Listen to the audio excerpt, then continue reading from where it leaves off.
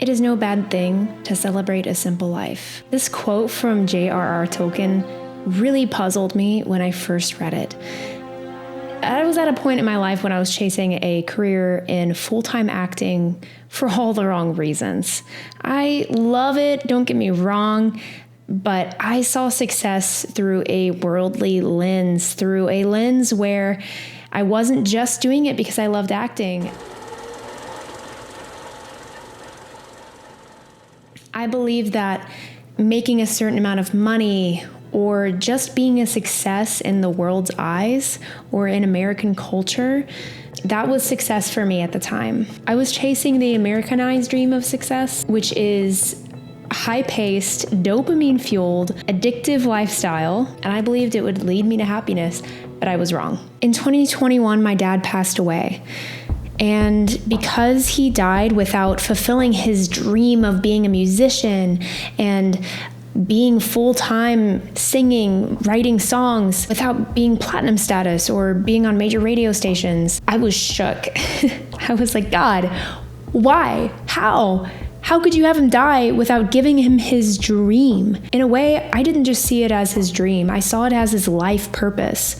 And at the time, I thought my life purpose was to act. It was around this time I came across the quote from Tolkien, "It is no bad thing to celebrate a simple life." And it resonated deeply with me. What is a simple life? Why would Tolkien say to celebrate it? Why would it be a good thing? Tolkien often refers to the Hobbits as simple folk, right?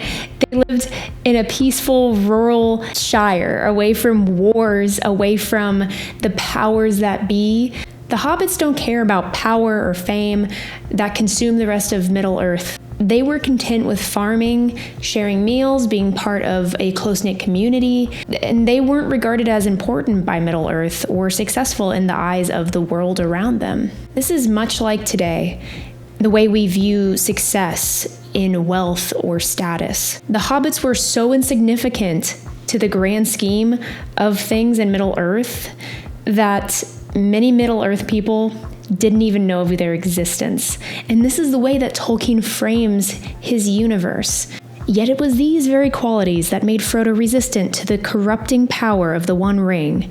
His simplicity and lack of desire for power allowed him to carry the burden of the ring further than anyone else, even the most altruistic characters like Aragorn and Gandalf, who struggled with the mere idea of holding the ring. The same blood flows in my veins. Same weakness.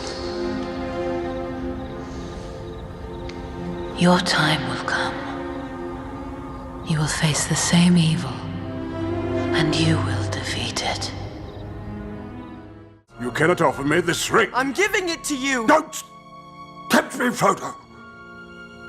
I dare not take it. Aragorn had to build the internal strength to resist it, and Gandalf refused to touch it, fearing it would corrupt him. The ring represents the temptation of power, for ego fulfillment, the easy path to satisfying your egotistical or general desires. Understand, Frodo. I will use this ring from a desire to do good.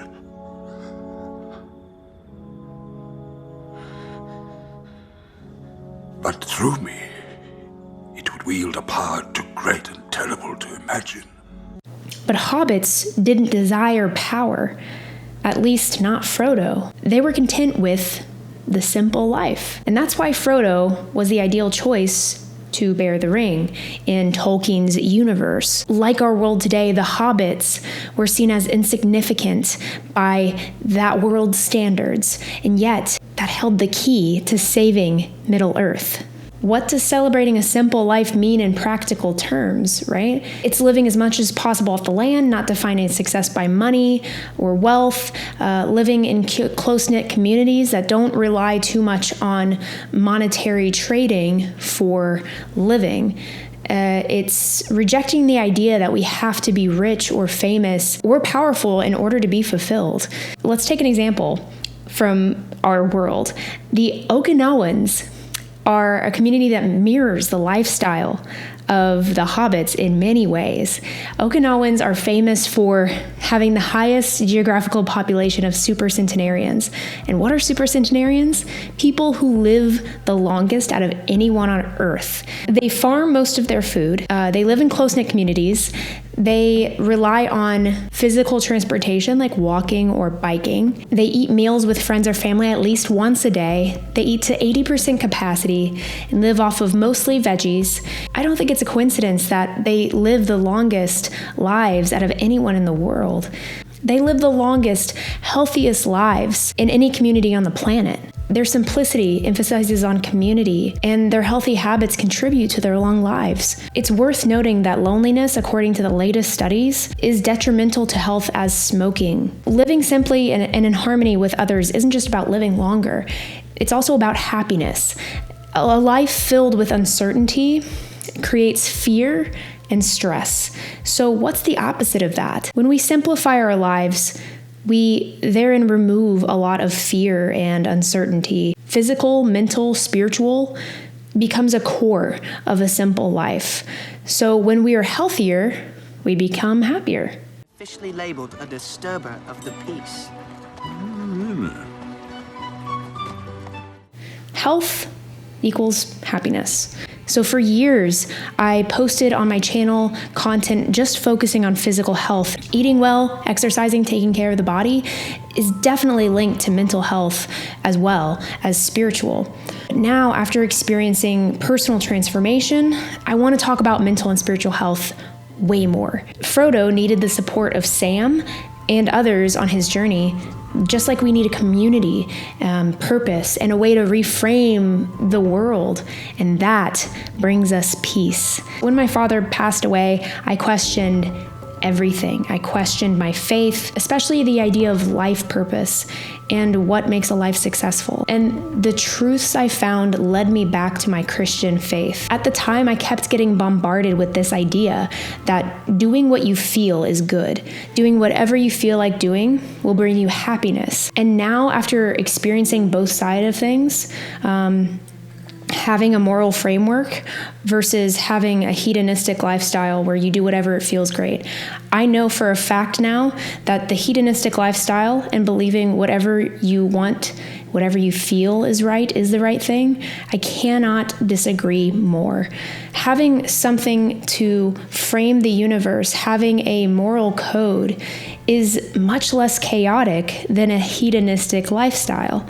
Having something that organizes the chaos, definitely simplifies life and makes it more peaceful. All of that uncertainty, all of trying to find truth led me back to my Christian faith. And that provided me a framework for battling moral chaos and uncertainty. Christianity emphasizes doing what's right over doing what feels good in the moment, which is a stark contrast to the hedonistic pursuit of instant gratification. Tolkien himself was influenced by Christian faith, and his friendship with C.S. Lewis helped sharpen both of their beliefs in Christianity and the way they framed the universe. So they would meet in a pub. Here's a picture of it. I Googled it for you. They would meet there and share ideas and challenge each other's views, aka iron sharpens iron. So who we surround ourselves with can make it either toxic or positive. Who do you celebrate your wins with? Who sharpens you to be better? Officially labeled a disturber of the peace. I made a whole Lord of the Rings themed video on this. Go check it out if you want that, to figure out who to keep in your life and what is toxic, what's not. So the way that Tolkien and C.S. Lewis sharpened each other, this reminds me of how important it is to share our beliefs with people around us and surround ourselves with people who grow us in positive, healthy ways. And much like the Hobbits of the Shire had a whole community of people who believed in the same aspects of living simply. So what does it mean to celebrate a simple life? It means focusing on health, physically, mentally, spiritually. And it means living in a community, taking care of ourselves, finding joy in the little things. There's a lot of beauty in ordinary things. Isn't that kind of the point?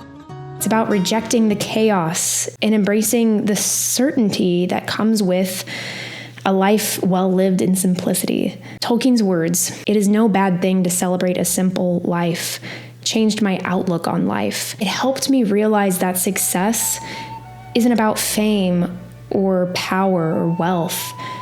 It's about finding peace, health, and happiness in the simple,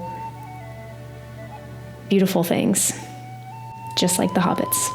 Stay mainstay, and I'll see you in the next one.